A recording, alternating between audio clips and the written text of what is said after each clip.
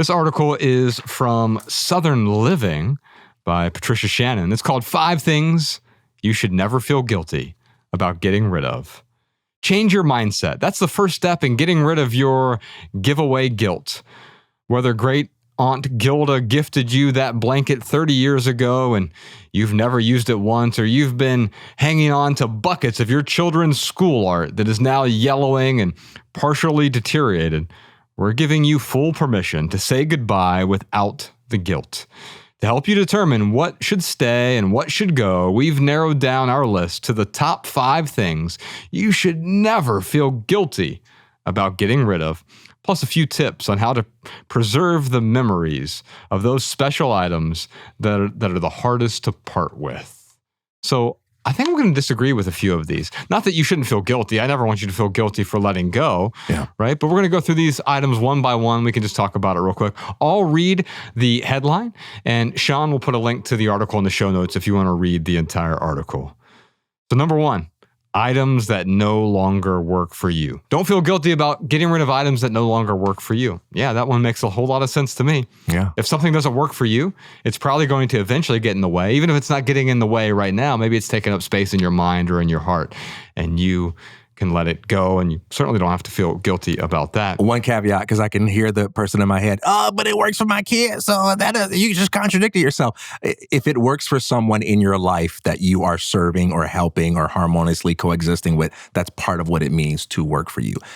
If I were single, I wouldn't have this, but I'm married, and this is something that my wife needs. That's part of what works for me. That's a really good point. If you come to my house, it's a minimalist home, right? It's really tidy. It appears to be organized, but I would argue it's not organized in a traditional sense, because we don't have boxes and bins and storage containers and a storage locker and a basement and an attic and a garage full of organized stuff. It's organized because the easiest way to organize your things is to get rid of most of it. And then what is left behind, you can put it in its appropriate place. Everything has a home. And because everything has a home, it feels organized by default. It's organized by default. But you bring up a good point. I live with my wife and my daughter, and because I live with them, we own things I wouldn't own on my own. So there are some items that don't work for me solo, but they work for us. And if they work for us, then they work for me. But it's also within reason, right? If my daughter brings home a dead squirrel and wants to keep it in her room, I would say, well, it works for her. No, it doesn't. And you're like, yeah, but that's your daughter. You're able to tell her. You're able to set those boundaries. Okay, my wife brings home a dead raccoon and wants to put it on the coffee table. What am I going to say? No. Now, I'm going to get really curious about why you would think that's appropriate. After we get rid of it. Yeah, we're going to get rid of it, and then we're going to have a discussion around this, right? What is going on here, right? Now, that's a ridiculous example. Yeah. I get that it's a ridiculous example, but it illustrates a point. It's within reason. There are things that we have in my house. There's a chair that we have in our living room that I wouldn't have if I lived by myself. That's okay. It's totally within reason. I don't begrudge my wife or have any sort of resentment for having that chair in there. We have several kitchen utensils that my wife uses regularly that I never use. I couldn't even tell you where they go. When she asked me to go grab one, I'm like, I don't even know what drawer it's in. You're going to have to tell me where to go to find that. That's okay, because she uses those things. It doesn't work for me, but it works for we. Number 2 on this list of things that you should never feel guilty to let go of: items that don't make you happy. My first disagreement. Okay. I disagree. Maybe it's a semantic argument. Maybe you can correct me here, TK, but no item can ever make you happy. Only you can make you happy. Just like an item can't make you sad or upset, or another person can't make you happy. The externalities don't drive your happiness. Now, I think if I were to be charitable with this, it's not about items that make you happy. It's about items that amplify your joy in some way. Joy is that feeling that we get within happiness, where it's like, oh yeah, I feel light, I feel free, I feel excited, I feel overjoyed, like I feel connected. Yeah, okay. Our things can do that. And so, yeah. But why would I want to get rid of anything that amplifies my joy? I can actually think of a few reasons, right? If it's still getting in the way, maybe there's a different way to amplify my joy outside of the material possessions. But yeah, I do agree with the sense that, of course, I don't think things make you happy. I don't think they have the power to make you happy. I think we give way too much power to our things. But just because a thing doesn't make you happy doesn't mean that it can't enhance your life in some way. And happiness is then a byproduct of that. But the happiness is innate. It's internal. I think this maps on pretty well to our discussion in a previous episode about sad items. There are some things that when you look at, when you interact with them, it just brings you down, makes you feel sad. And I think the author's getting at the idea of like, hey, if these things aren't necessary and they're not working for you, get rid of them. Now, as far as the whole thing about things don't make you unhappy, I think there's a symbiotic relationship between humanity and the environment. I think we are the product of our environment. But part of what that entails is we have the capacity to influence our environment. And so I think it really is true that if you force yourself to stay in certain environments, you will become what the environment dictates. And there's nothing you can do about that. And if you want to become something other than what the environment dictates, you have to exercise your agency to change your environment. So I don't think we have an unlimited amount of power to be whatever we want to be in any kind of space. I think part of the way we express the power is to look at the way things affect us and to react accordingly. I totally agree with that. Your space, again, I go back to that word amplification, but here it's like a magnification. Yeah. There's something here that's innate within me. And maybe it's just this tiny little bit of joy and I can't access it right now, but then I go into the right space and I'm like, okay, I feel something. I feel different in here.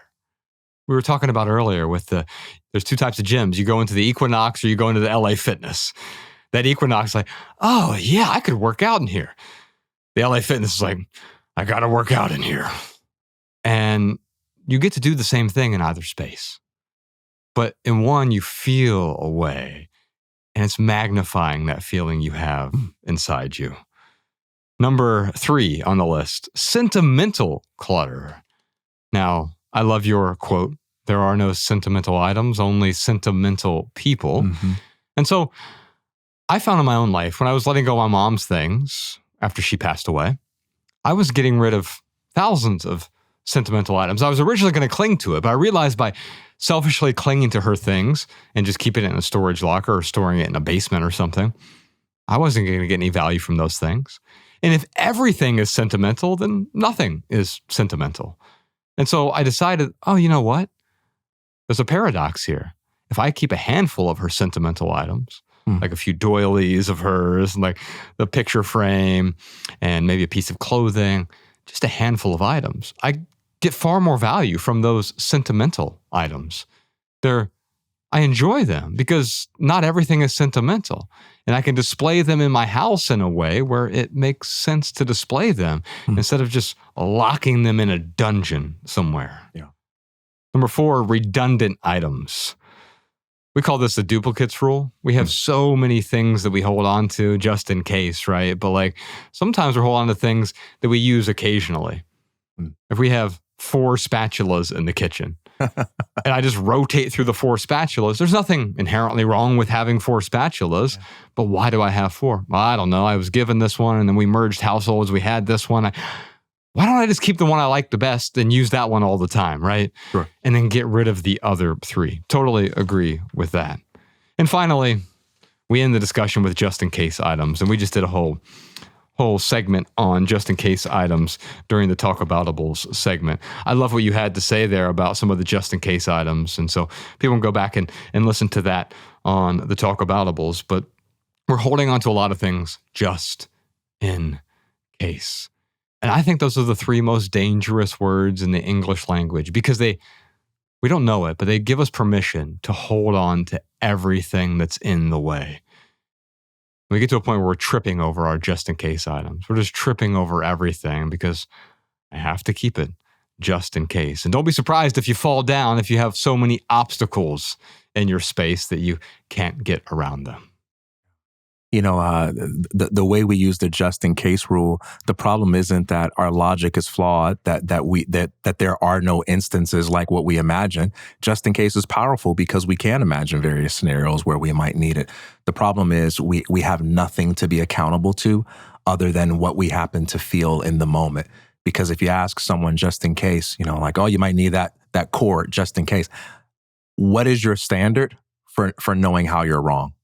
You know, like you have to answer to that question, right? Like if you make a prediction or if you're betting on something, like at what point do you know you're wrong? Because if you have no way of knowing when you're wrong, then at that point, that means you're able to dupe yourself into just signing up for another subscription endlessly. Yeah, and the thing is, you are actually always right. If your justification is loose enough, Yeah. I might use that someday as a good reason to hold on to something. That is true. You might use it someday, right? Yeah. And that could be everything. That could be the dead raccoon that my wife is keeping on the coffee table just in case we might use this someday. Okay, I can't think of a scenario, but if you become creative enough, you'll figure out an excuse to hold on to anything. No one ever said on their deathbed, I never used that thing that I said I might use someday, but I'm sure glad I kept it around just in case. Thanks for watching this highlight. If you'd like to check out another one, you can watch this clip here. Or if you'd like to watch the full episode for this highlight clip, you can check out this one here. Or you can dive into the full private podcast by subscribing via the Patreon link in the description for this video. Your Patreon support is what helps keep this podcast 100% advertisement free.